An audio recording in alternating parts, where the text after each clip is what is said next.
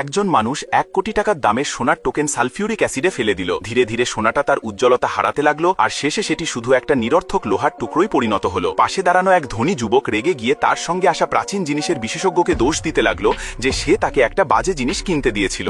ঠিক তখনই ওই মানুষটি সেই লোহার টুকরোটা 2 লাখ টাকায় ধনী যুবকের কাছ থেকে কিনে নিল। এটা দেখে তার প্রেমিকা অবাক হয়ে গেল। মানুষটি শুধু বলল, এই লোহা একদিন এক বিশাল ধন সম্পদে পরিণত হবে। সেই সময় নিলামে পরের জিনিসের ডাক শুরু হলো। একটা সাধারণ কাঠের বাক্স, যা এতদিন কেউ খুলতে পারেনি। এর শুরুর দাম ছিল 2 কোটি। ধনী যুবকের মনে হলো এটা একটা ভাঙাচোরা ও মূল্যহীন বাক্স। এমনকি বিশেষজ্ঞ বলল, এই জিনিসের কোনো দাম নেই, কেউ এতে বিট করো না। কিন্তু সেই মানুষটি এতে কিছু বিশেষ বিষয় বুঝতে পারল। সে সরাসরি 7 কোটি টাকার বিট দিল।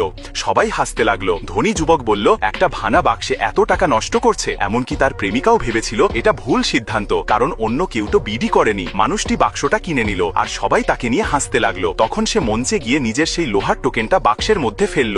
মুহূর্তের মধ্যে বাক্সটা খুলে গেল। ভেতর থেকে বেরিয়ে এলো একাধিক তলোয়ার।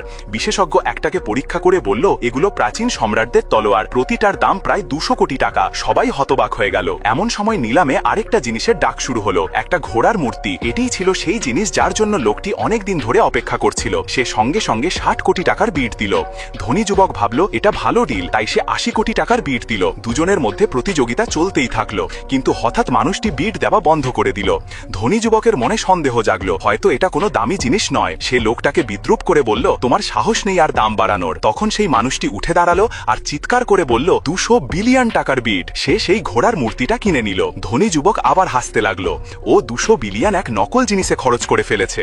ঠিক তখনই লোকটা সেই তলোয়ারটা তুলে ঘোড়ার মূর্তির পেটের কাছে ঘোরাল। পরের মুহূর্তে ঘোড়ার ভেতর থেকে অসংখ্য সোনার মুক্তো ঝরতে লাগলো।